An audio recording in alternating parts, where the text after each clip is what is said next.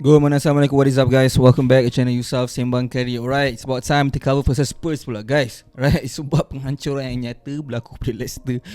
Ingatkan dua game tu kena tiba 5-2, tapi nampaknya gaya kali ni 6-2 man. Alright, sebab semua member tu dia tak boleh nak relax sangat lepas kena bench. Alright, dia take it personally. Alright, so kita kena sembang from the start. Boleh tengok line up. Aku tahu mesti flying first semua memang terkencing lah tengok Davison Sanchez start. Bagi aku dia tak teruk sangat, tapi kebelakangan ni ialah dia ada liability punya factor yang ada Spurs tak suka lah and merunsingkan keadaan. And biasa siapa je suka liability kan. Contoh kalau kau fans MU, Maguire main, adik-adik kau happy kan? Memang tak happy kan. Right, so disebabkan tu kita kena berpijak atas bumi yang nyata lah. Belum apa-apa dah kena ni penalty.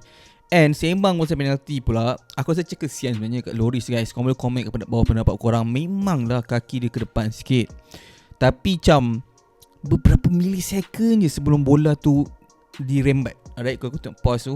And sayang bukannya macam obvious gila. Sebab bila aku tengok replay, real time punya replay pun, yelah kalau pause memang nampak obvious, tapi kalau tengok real time punya replay nampak macam serentak. And dia try bergerak serentak dengan bola dirembat, tapi benda-benda jadi.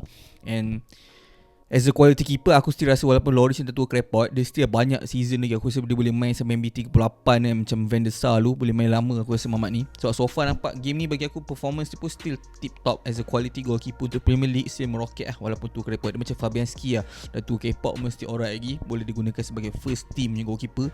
And sembang pasal tu, still tak nak bertolong bila dia cuba sedaya upaya untuk stay dekat line dia, tak lari untuk penalty attack yang kedua. Memang nampak lah placing of Tielemans tu memang meroket, membuatkan almost side netting. So macam almost impossible lah untuk save. Sebab kau lompat lah macam mana pun, tapi kalau side netting memang susah untuk save lah. Tu semua kena bagi kudos dekat Tielemans. Tapi lepas tu kita nampak diorang kesedaran tu meroket sikit lepas Kane equalize sebagai. And aku tak tahu lah, Leicester ni season ni pun je dah banyak dah diorang concede daripada set piece. And aku tak tahu cakap apa lah, sebab 2 gol awal Spurs pun daripada set piece. And aku ingat, tak tahu lah tu siapa coach set piece ke, ataupun memang players orang tak sesuai untuk handle set piece ke. Fokus memang hauk habis lah. Macam mana boleh lepas kau concede daripada set piece yang pertama, kau boleh lepas tu yang kedua, ingat kau nak alert lah sikit. Kau tak nasib, selalu set piece kebarangkalian untuk skor agak rendah. So kalau dah sekali tu, kali kedua tak banyak lah kau. Memang kau tak fokus, memang hanyut. Macam tu je lah 2-1.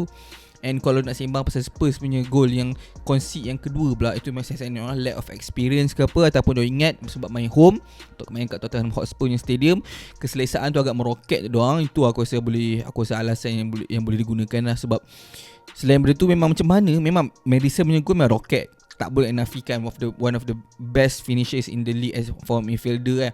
Lagi-lagi kalau kau main FPL, aku akan buat video soon.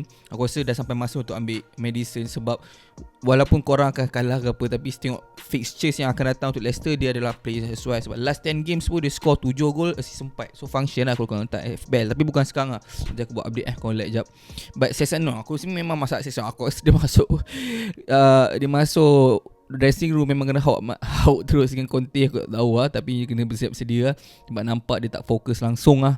Tapi Bentancur, aku rasa kita boleh argue NDD ni guys. Aku tak tahu dia sengaja, dia nak memang benda Rodgers kena stack ke apa, membuatkan memang dia sedar kira kan ada player, tapi takkan tak dengar daripada belakang. Tapi kena bagi juga kudos kat Bentancur, sebab dia punya semangat wajah tu macam nampak desire to play for the match kan, untuk dapatkan gol yang buatkan dia boleh lead.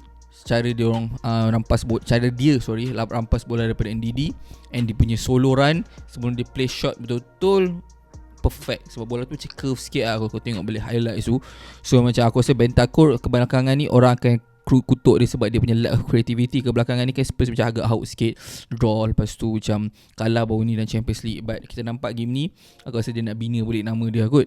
But lepas tu memang gol buatkan leading. Walaupun aku boleh katakan kita boleh argue against the run of play, walaupun main kat Tottenham tau. Sebab kalau tengok dari segi whole game punya possession pun, Leicester yang main away lagi banyak possession. Maybe sebab dia nak attack, nak dapatkan goal equalizing ke apa kan. Tapi still macam mengecewakan lah, especially first half. Aku rasa kalau kau fans Spurs, kau memang tak berpuas hati lah dengan permainan Spurs first half. Permulaan second half pun memang agak slow, and walaupun dia dapat equalizer kan.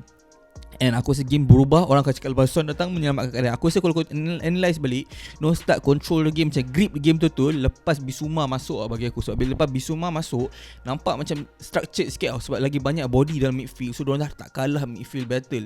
Especially kalau ada player macam Tielemans and Madison, macam memang agak bahaya dari segi creativity diorang punya vision diorang.